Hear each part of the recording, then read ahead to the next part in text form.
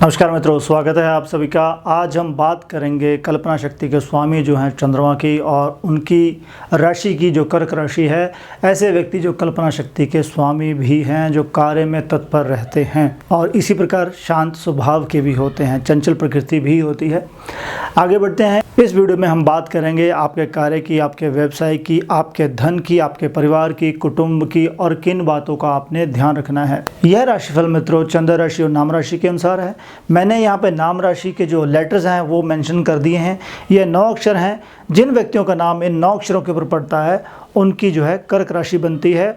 और दूसरी तरह से चंद्रमा अगर कर्क राशि में विद्यमान है तो उनकी कर्क राशि मानी जाएगी। कई व्यक्ति जो हैं वह लगन के अनुसार अपनी राशि को मानते हैं, तो आप जो है लगन के अनुसार भी इस राशिफल को देख सकते हैं। यह गोचर ग्रहों की स्थिति के ऊपर होता है, डिपेंड करता है मित्रों। इसी प्रकार आपकी अपने कुंडली का भी आपके ऊपर प्रभाव रहेगा। चलिए शुरू करते हैं कि ग्रहों की चाल क्या है, उनका प्रभाव क्या है। देखिए, कर्क राशि में लगन में जो विद्यमान है वहाँ पे सूर्य महाराज बैठे हैं।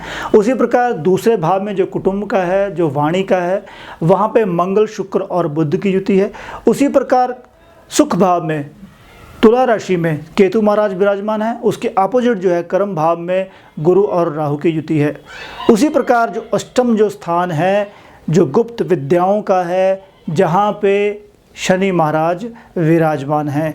उसी प्रकार यह जो स्थिति है थोड़ी सी चेंज हो जाएगी। शुक्र महाराज जो हैं, जो वक्री अवस्था में हैं, वह 7 तारीख को कर्क राशि में जो लग्न में है वहाँ पे विद्यमान हो जाएंगे। उसी प्रकार सूर्य महाराज जो हैं 17 तारीख को वह सिंह राशि में विद्यमान होंगे। तो इस प्रकार 7 तारीख से लेकर के 17 तारीख तक यहाँ पर पहले भाव में शुक्र और सूर्य की युति रहेगी। उसी प्रकार मंगल जो है वह 18 तारीख को सिंह राशि से निकलकर कन्या राशि में विद्यमान हो जाएंगे। इनका प्रभाव आपके ऊपर क्या पड़ेगा, आपके परिवार के ऊपर क्या पड़ेगा, उसके बारे में बात करते हैं। सूर्य महाराज आपके लगन में विद्यमान हैं, तो लगन जो है उसका प्रभाव बहुत व्यक्ति के ऊपर रहता है, व्यक्ति के व्यक्तित्व के ऊपर प्रभाव पड़ता है। जैसे सूर्य भगवान उगते हैं, जैसे वह रोशनी के कारक हैं, वह हमारी आत्मा के कारक हैं। तो आपके अंदर ऐसी दृढ़ इच्छा शक्ति जागृत होगी जिससे आपको लगेगा कि मुझे नए कार्य करने हैं, मुझे नए कार्य में संलग्न होना चाहिए। और यह स्थिति भी हो सकती है, आप सोचेंगे कि मुझे जो है जॉब छोड़ करके मुझे कार्य करना है या व्यवसाय करना है, ऐसी मनोस्थिति आपकी रहेगी। उसी प्रकार कार्य और व्यवसाय में आपकी जो एनर्जी है, जो आत्मिक एनर्जी है, एक शारीरिक बल होता है, एक आत्मिक बल होता है। तो जो आपका आत्मिक बल है वो आपको बेनिफिट देगा, वो आपको अग्रसर रखने में आपकी सहायता करेगा। कार्य के ऊपर, कार्य व्यवसाय के ऊपर, या जो आपके संस्थान है वहाँ पे आपकी एनर्जी अलग तरह की होगी। आपके अंदर यह जो एनर्जी है वह आपको पुश करती रहेगी। उसी प्रकार 7 तारीख को शुक्र भी लगन में आ जाएंगे, तो यह स्थिति आपका प्रभाव बढ़ाएगी। आपके जो अधीन लोग हैं उनके अंदर, आपके सीनियर्स के अंदर आपका प्रभाव उत्पन्न होगा।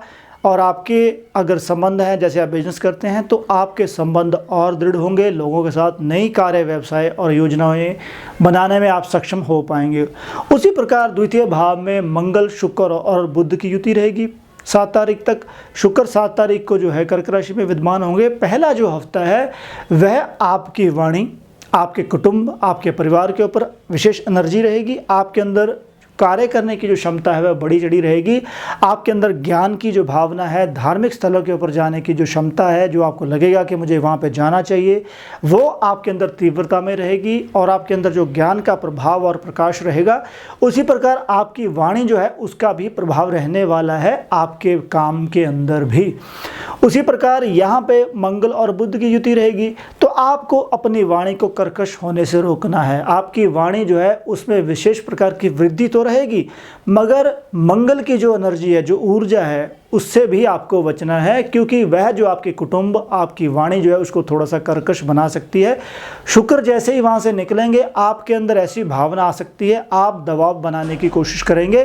तो आपको इस चीज़ से बचना चाहिए। आपने अपनी वाणी के द्वारा सबसे स्नेह से बोलना है, सबके ऊपर आपने अच्छा प्रभाव डालने की कोशिश करनी है, ताकि आपकी वाणी जो है आपके कार्य में अवरुद्ध उत्पन्न ना करे। उसी प्रकार केतु महाराज सुख भाव में विराजमान है, तो नई योजनाएं योजनाएं जो हैं बनाने में आपको लगेगा कि मुझे नया काम करना चाहिए, नई एनर्जी तो होगी ही होगी, क्योंकि बाकी ग्रह जैसे सूर्य है, मंगल है, बुध है या शुक्र है, उनका प्रभाव रहेगा। मगर केतु जो सुख भाव में बैठ करके आपको सुख की जो आपकी अभिलाषा है उसको बढ़ा देंगे और आप जो है सुख की चीज़ें जो हैं उनके ऊपर खर्चा कर सकते हैं। तो इसलिए आपको अपने खर्चे को भी थोड़ा सा कंट्रोल करना पड़ेगा, अपनी माता के स्वास्थ्य का आपको ध्यान रखना पड़ेगा। उसी प्रकार अगर हम बात करें केतु के अपोजिट जो है कर्म भाव में गुरु और राहु की युति है। गुरु ज्ञान के भी कारक हैं, गुरु आपको अध्यात्म में भी बढ़ाते हैं, अध्यात्म शक्ति उत्पन्न करते हैं, व्यक्ति के अंदर ऐसी भावनाएं उत्पन्न करते हैं जो सुख शांति और समृद्धि प्रदान करते हैं। उसी प्रकार साथ में राहु भी बैठे हैं जो ऐसे भ्रम, ऐसे डायल्यूजन्स पैदा करते हैं, जो बल भी देते हैं। राहु बल भी देते हैं, चीज़ों से लड़ने की समर्था भी देते हैं। अगर आपके अंदर जो है धार्मिक भावना बनी रहेगी तो राहु की शक्ति और गुरु का ज्ञान, यह दोनों आपके कार्य और व्यवसाय और परिवार में भी यह स्थिति जो है अच्छी बनी रहेगी। यह जो स्थितियां हैं आपको आगे बढ़ने की प्रेरणा देते रहेंगे और इसी प्रकार आपके कार्य के द्वारा नए धन के जो स्थितियां उत्पन्न होंगी, आपको धन जो है उपार्जन करने में सहायता मिलेगी। इसी प्रकार आपका जो बल है वो सही दिशा में लगना चाहिए, क्योंकि राहु जो हैं वह बल भी देते हैं, वह बेईमानी, धोखाधड़ी, चोरी, धड़ा, सट्टा, इन चीज़ों में भी व्यक्ति को संलग्न करते हैं, लड़ाई झगड़े में भी डाल देते हैं। अगर आपके अंदर गुरु की प्रबलता रहेगी, गुरु की ध्यान रहेगा, गुरु की एनर्जी रहेगी और साथ ही साथ धार्मिक भावना बनी रहेगी, तो राहु की शक्ति जो है वह पॉजिटिव वे में आपको प्रबलता प्रदान करेगी। अगर आपके मित्र जो हैं, यार जो हैं वह गलत हैं, उनकी भावना जो गलत रहती है, अगर आपके अंदर मन के विचार जो हैं वह गलत भावना उत्पन्न हो रही है, तो समझिए राहु का प्रभाव आ रहा है। आपको इस स्थिति से बचना चाहिए, अपने देवी देवता का अनुष्ठान करना चाहिए, गुरु के सानिध्य में जाना चाहिए, माता पिता की सेवा करनी चाहिए। साथ ही साथ जो है गुरु बृहस्पति का जाप भी आपके लिए बहुत ज़्यादा ज़रूरी है, भले ही आपकी कर्क राशि है, क्योंकि कर्म भाव में अगर गुरु बैठे हैं तो विष्णु जी का जाप करना भी आप लोगों के लिए बहुत अच्छा रहने वाला है। बात करते हैं कर्म शक्ति के जो दाता हैं शनि महाराज, जो अष्टम भाव में विराजमान हैं, जो अपनी ही राशि में हैं, उनका प्रभाव भी आपके कार्य और व्यवसाय के ऊपर रहेगा। उसी प्रकार नई योजनाएं जो हैं उनमें भी आप संलग्न रहेंगे। लोहे के जो काम हैं, जो चमड़े के काम हैं, उनमें भी आपको जो है लाभ मिलेगा। उसी प्रकार अष्टम भाव जो है गूढ़ विद्याओं का है, तो गूढ़ चीज़ों की तरफ आपका ध्यान जाएगा। आपकी एनर्जी है, शनि महाराज आपको पता है कि स्लो प्लैनेट है और धीरे धीरे कर करके आपको आगे बढ़ने की शक्ति देते रहेंगे। डिपेंड आपके ऊपर करता है, क्योंकि अष्टम स्थान जो है गूढ़ विद्याओं के साथ साथ मृत्यु का घर भी बोला गया है। तो आपने ड्राइविंग करते समय ध्यान रखना है, गाड़ी आपने ध्यान से चलानी है, चाहे आपका ड्राइवर चला रहे हैं चाहे आप चला रहे हैं, तो इन बातों का भी आपने ध्यान रखना है। लोहे की चीज़ों से, पानी से आपने बच के गाड़ी चलानी है। उसी प्रकार बाथरूम में अगर जैसे आप पानी डालते हैं तो उसी प्रकार आपने ध्यान से नहाना है। यह चीज़ें भी आपके लिए ध्यान रखने योग्य हैं। उसी प्रकार बात करते हैं सूर्य और बुध का, जो बुध आदित्य योग बनेगा, क्योंकि सूर्य महाराज जो हैं 17 तारीख को जो द्वितीय भाव है, जो कुटुंब का है, जो वाणी का है, वहाँ पे सूर्य और बुध की जो है बुध आदित्य योग बनाएगी। यह योग जो है शनि के साथ जो है सप्तम दृष्टि रहेगी, दूसरे और अष्टम भाव की सप्तम दृष्टि है। यह दृष्टि आप लोगों के लिए फलकारी रहने वाली है। आपकी वाणी जो है उसके द्वारा आप लाभ कमा सकते हैं, चाहे आप जो है जॉब में हैं, चाहे आप बिजनेस में हैं। यह स्थिति आपके परिवार के लिए भी बहुत अच्छी है, क्योंकि दूसरा भाव जो है वह कुटुंब का भी है। तो इसी प्रकार वाणी का भी है, खान पान का भी है। नई चीज़ों के ऊपर आप खर्च कर सकते हैं, मगर आपके अंदर एक ध्यान शक्ति जो है वह उत्पन्न होगी। उसी प्रकार आपके अंदर विनम्रता भी उत्पन्न होगी। 17 तारीख के बाद आप जो है क्षमादान जो एक व्यक्ति के अंदर होता है, क्षमा करने की जो प्रवृत्ति है वह भी आपके अंदर विद्यमान होगी। इसी प्रकार सूर्य बुध का बुध आदित्य योग जो है वह आपको नई तरक्की के राह उत्पन्न करेगा। तो आपको बस 2 चीज़ों का ध्यान रखना है। एक तो अपना खान पान आपने सही रखना है, सात्विक रखना है। अपनी वाणी का आपने ध्यान रखना है, क्योंकि वाणी जो है वह बुध की है। अगर आपके अंदर आपके शरीर के अंदर अगर हम बात करें नाड़ियों संबंधी कोई स्थिति उत्पन्न हो रही है, मस्कुलर कोई आपको इश्यूज़ आ रहा है, आपकी बहन को कोई इशू आ रहा है, आपका सिर फटा जा रहा है, आपको सूझ नहीं रहा, तो समझिए यहाँ पे कहीं ना कहीं पे आपका खान पान, आपकी वाणी, इन चीज़ों का थोड़ा सा आपको ध्यान रखना पड़ेगा। यही चीज़ें आपको इंगित करती हैं कि आपका बुध जो है ग्रह थोड़े आपको नेगेटिव इम्पैक्ट दे रहा है। अगर आप ध्यान रख पाएंगे तो यही स्थिति आपको बेनिफिट देगी, आपको आगे बढ़ने की क्षमता देगी। उसी प्रकार गुरु और राहु की युति जो है दशम भाव में है, तो कई व्यक्ति जो है इसको गुरु राहु का चांडाल योग कहते हैं। वैदिक में पराशर होरा में गुरु राहु का चांडाल योग के बारे में कुछ नहीं कहा गया है, या किसी ग्रंथ से लिया गया है। मैंने कई विद्वानों से भी चर्चा करी थी कि बताइए कौन से ग्रंथ में से लिया गया है। अभी तक उनका कोई सार्थक या पॉजिटिव जो रिज़ल्ट है मेरे पास नहीं आया है। तो मैं ये समझता हूँ गुरु को सिर्फ, गुरु और राहु की युति को सिर्फ आपने यह समझना है कि गुरु जो है वह बल के कारक भी हैं, वह रक्षा भी करते हैं, तो इसको गुरु चांडाल का यो संज्ञा देनी गलत है, मैं ये समझता हूँ। बस यहाँ पे यही है कि राहु का जो भ्रम पैदा करने की जो क्षमता है, जो डाइल्यूजन्स पैदा करने की क्षमता है, जो व्यक्ति को गलत चीज़ों में लगाने की क्षमता जो है, आपका अध्यात्म और गलत ये दोनों बराबर चीज़ें चलेंगी। अगर आप जो है अध्यात्म को बढ़ावा देंगे, अपने धार्मिक अनुष्ठान करेंगे, अगर उसमें आप सरगर्म रहेंगे, तो राहु की जो शक्ति जो है, जो पाप कर्म करने की क्षमता है, वो पीछे रह जाएगी। और राहु का जो बल प्रदान करने की क्षमता है, जो कार्य करने की क्षमता है, वह आपको बल देगी, आपको बढ़ाएगी, आपकी आध्यात्मिक शक्ति को बढ़ाएगी। तो इसी प्रकार हमने इनसे पॉजिटिविटी लेनी है, क्योंकि वो कर्म भाव में विराजमान है। तो इसलिए गुरु और राहु की यह जो स्थिति है आपके लिए फलकारी और गुणकारी रहेगी। अब 1 मिनट में हम बात करते हैं चंद्रमा की स्थिति की, जो आपकी राशि के स्वामी हैं, जो गतिमान रहते हैं, जो 1 तारीख से लेकर के 31 तारीख तक पूरी राशियों का भ्रमण कर लेंगे। उनका क्या प्रभाव रहने वाला है, जो आपके दैनिक राशिफल जो है उसको प्रभावित करते हैं, आपकी दिनचर्या को जो प्रभावित करते हैं, तो आप ध्यान से थोड़ा सा देखिएगा।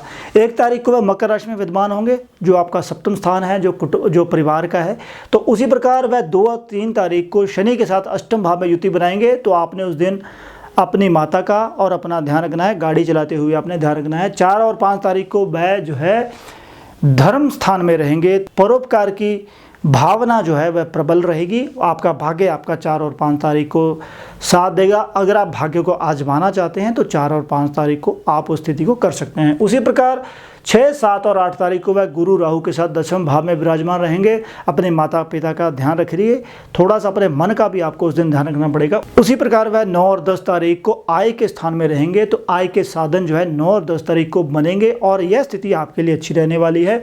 11 और 12 तारीख को आपने थोड़ा सा खर्च करने के संबंध में थोड़ा सा आपने ध्यान रखना है। उसी प्रकार 13 और 14, 15 3 जो डेट्स हैं ये लगभग हैं, तो सूर्य के साथ लगन में विद्वान रहेंगे, तो लगन का प्रभाव भी आपके लिए पॉजिटिव रहने वाला है उन दिनों में। उसी प्रकार मंगल, शुक्र और बुध के साथ वह 16 और 17 तारीख को रहेंगे, जो कुटुंब का है, जो वाणी का है, जो खान पान का भी है। तो उस दिन आपको अपने खान पान का थोड़ा सा ध्यान रखना पड़ेगा, अपनी वाणी का भी आपको ध्यान रखना पड़ेगा। और मन जो है जिसके चंद्रमा कारक हैं, तो कहीं आपकी वाणी के द्वारा आपका मन जो है दुखी ना हो बाद में, तो आपने इस प्रकार का कोई कार्य नहीं करना है। पराक्रम भाव में वह 18, 19 और 20 में रहेंगे, जो यह जो स्थिति है धन के लिए भी अच्छी है और आपके लिए भी अच्छी है। आपका पराक्रम जो है, आपका उद्यम जो है, वो आपको नए कार्य करने के लिए प्रेरित करेगा।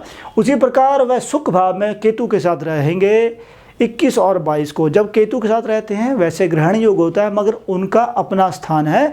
तो 21 और 22 तारीख को आपने अपने मन को फिर क्षति नहीं होने देनी है, इस बात का आपने ध्यान रखना है। 23, 24 और 25 को वह नीच राशि के होंगे, जो पंचम भाव में है। वह स्थिति आपको इंगित करती है कि आपने उस दिन खाने पीने, जब आप खाना पीना में बैठते हैं तो आपने लड़ाई झगड़ा नहीं करना है, आराम से आपने खाना खाना है। कोई भी आपने जल्दबाजी का कार्य इन दिनों में आपने नहीं करना है। अगर आप जल्दबाजी करेंगे आपको नुकसान होगा। उसी प्रकार 26 और 27 तारीख को वह छठ भाव में, जो ऋण, रोग और शत्रु का है, उस दिन रहेंगे। यह स्थिति थोड़ा, ये जो दिन है आपके लिए न्यूट्रल रहने वाले हैं। उसी प्रकार 28 और 29 तारीख को वह फिर मकर राशि में, जो सप्तम स्थान में है, वहाँ पे आ जाएंगे। यह स्थिति भी आपको लाभ देने वाली होगी। उसी प्रकार 30 और 31 तारीख को वह फिर शनि के साथ अष्टम भाव में युति करेंगे। उन दिनों में भी आपने थोड़ा सा अपनी माता का और अपनी सेहत का और गाड़ी चलाते समय ध्यान रखना है। यह स्थिति थी चंद्रमा की। मित्रों, अब बात करते हैं उपायों की। उपायों के लिए मैंने अलग से वीडियो बना रखी है, जिसका लिंक जो है मैं डिस्क्रिप्शन में भी दे दूंगा और इस वीडियो के लास्ट में भी उसका लिंक दे दिया जाएगा। आई होप यह वीडियो आपको अच्छी लगी होगी। कृपया मेरे चैनल को सब्सक्राइब, लाइक और शेयर जरूर कीजिएगा। धन्यवाद।